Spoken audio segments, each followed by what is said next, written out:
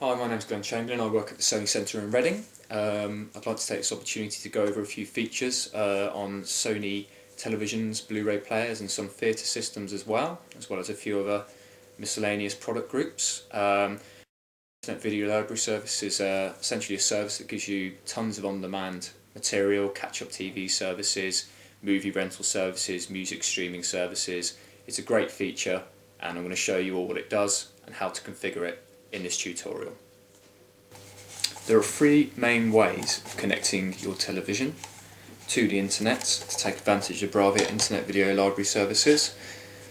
The two main ways is one, you can buy, if your television doesn't have wireless module built in to connect to your internet, you can buy a UWA BR100 USB wireless N key for your TV LAN adapter. Alternatively, if you want a more stable connection, you can always go directly in to your router by LAN, Ethernet cable connection, or Ethernet, or RJ45, whatever you like to call it. Alternatively, if you do want a more stable connection but you don't want to have one of these cables running 20 feet across one side of your room to the other, or from your conservatory or wherever your router is, you can use these things here, which are called Powerline Internet plugs. Now, the idea behind these is that where your router is, you plug this into a plug socket, you then have a short Ethernet cable that goes from this into your router, and then by your TV you have another one of these that you plug in next to your TV, and then also has a short Ethernet cable which then goes into the back of your TV. Very easy to configure, you don't have to worry about keys or anything, and these give you very, very high speeds and are very stable, almost as stable as just connecting it in. You get the same kind of speeds as you would with Ethernet directly to your router, and it basically takes your internet through your electricity lines. Today I'm going to be using Sony BIVL television, a KDL 40EX713, to show off some of the BIVL Internet Video Library services. As I mentioned earlier in the video, it's not all products that can support this feature. The majority of televisions that were launched from April last year, going through up until now, with the arrival of some of the new 2011 range models. Also, the same goes for Blu-ray players and theatre systems. It's not the end of the world if you do have an older Sony television that's maybe 2 years old, 3 years old, because you can buy a product called a Sony Netbox, which will give you these features. It's just a small box with wireless built in that you can connect by HDMI to your TV, and it gives you all the same kind of features and functionality. Today I'm going to be using the UWA BR100 wireless dongle for this television, as it hasn't got wireless built in for the internet TV services. It's also probably the most complex way of connecting this to the internet. So I'm going to go ahead now and I'm going to show you how it all works.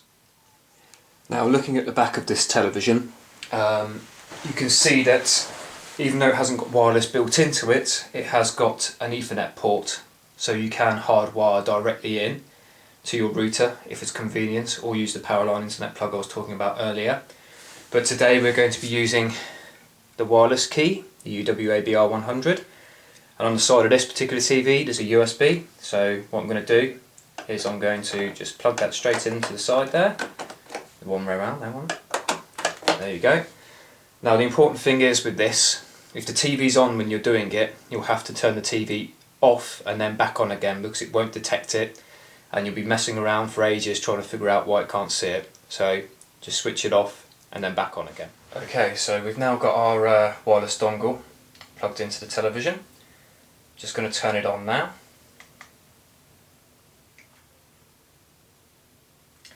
Now what you want to do on your remote control, there is a home button. It's a big blue button that's at the bottom of the navigational joypad area in the middle of the control. If you press that, that will bring up Sony's cross-media bar. Now what we want to do is you want to navigate using the directional buttons to the far left of the bar, where you will find the settings menu. Now you want to go right down to the bottom of the list using the down arrow, and then select with the central enter button, network. Now this gives you an option here to set up your network, as well as some others here which I won't go into right now. So if you enter again on that one, now it gives you a choice of a wired setup or a wireless setup. Obviously we're going to be going for a wireless setup, so if we select that now. Now the easiest way of doing this, most networks, they broadcast wirelessly to devices such as this television, computers, and you have to enter a key. Now some routers, more advanced ones, they allow you to push a button on your router and then enable the feature on the TV, and it literally just pairs together. But in most cases you're going to have to scan, so that's what we're going to do.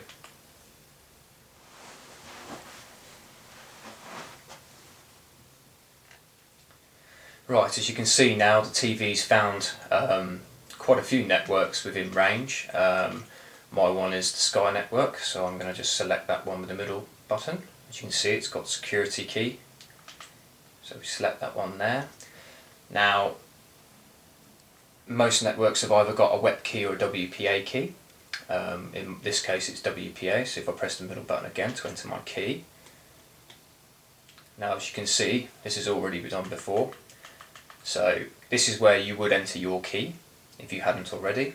I obviously have, and it's just a case of literally just going through and entering your key using the remote control supplied with the television. Some Sony products you can get an Android app from the Android market, or if you've got an iPhone you can get an app from their app store which allows you to use that as a keyboard on the television. Obviously if you've got a compatible product, I would recommend getting it if you have an Android phone or an iPhone. So my key's already been entered, so I'm going to press enter. Now you don't want to press enter again here, the menu system changes a little bit. You want to press right to go next, otherwise it'll just go in and just try and enter in the key over and over again. Now what we're going to do is we're just going to automatically configure the network. 90% of the time this is all that you would need to do and it will set itself up, so we're going to do that. Okay, so as you can see it's given a breakdown of the type of security key that's on my network, and that it's automatically configuring it for us, and that connection method is wireless. Now if you press the right directional button again, it will give the option to save and connect, and we'll press enter in the middle pad because that's what we want to do. Right, as you can see the TV is successfully connected to my network. It's got local access, internet access, and it's connected to the router, so everything's looking really good. So if we now press OK. Now the first thing you need to do if you've got a brand new television or Sony product is you need to go down with the directional button and refresh the internet content, because if you just go straight to looking for the services, it just won't be there. So what we'll do is we'll just refresh the internet content. It can take about anywhere from 30 seconds to 3 minutes depending on the speed of your network. What I will cover while it's doing this is, for these televisions, if you want to stream standard definition and you don't want it to buffer, so you literally just press play, it buffers once and then plays all the way through without interruption, you need at least a 4 meg internet service. It's worth checking with your internet service provider that you are getting at least that, because if you want to use these services at the very least in standard definition, then it is essential that you have that.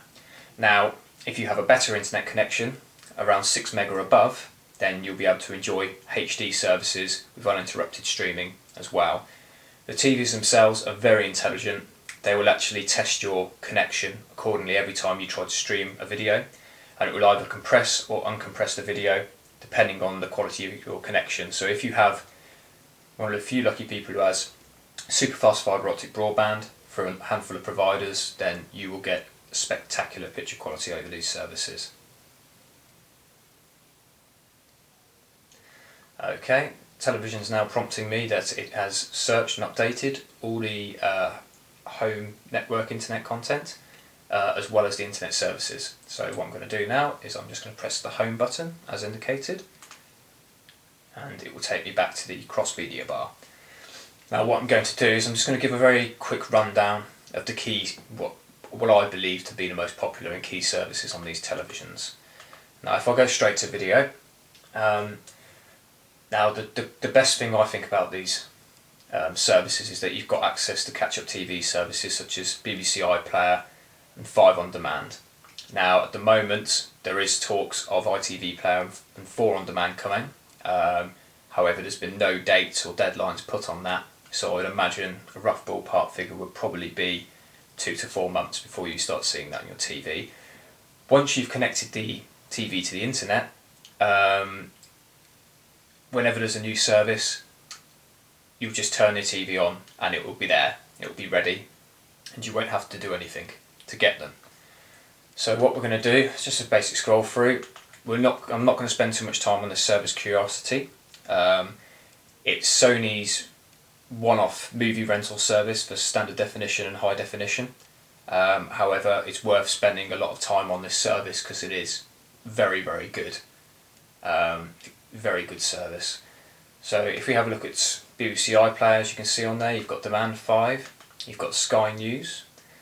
If you want to, you can subscribe to Love Film, and you can, if you've already subscribed to Love Film, you can activate it on the TVs, and you can stream movies straight from the internet, and you can still rent Blu-ray movies and games as well. You've then got Sony Television, which is a handful of numbers of selected programmes under the Sony Television Entertainment label. You've got Eurosports, rather than being the whole channel, it's a number of select individual clips and highlights of various different sports. You've then of course got YouTube, which I'm sure everyone is familiar with. Billabong, it's more of an alternative lifestyle television channel, more orientated towards alternative sports, extreme sports like BMXing, wakeboarding, snowboarding, surfing. It's a pretty good channel. You've then got a number of video podcast channels, such as Blip TV, Daily Motion, Howcast. You've then got U Studio, which is a selection of small, independently made videos from people, which is predominantly in HD. If you're into your golf, which a lot of people are, there's a very good channel called Golf Link, which gives you lots of tips from professionals on how to improve your swing and your game. This one here is a channel that's dedicated towards health and fitness. And then you've got, if you haven't got a Love Film subscription and want to see what they have available, you've got Love Film movie trailers.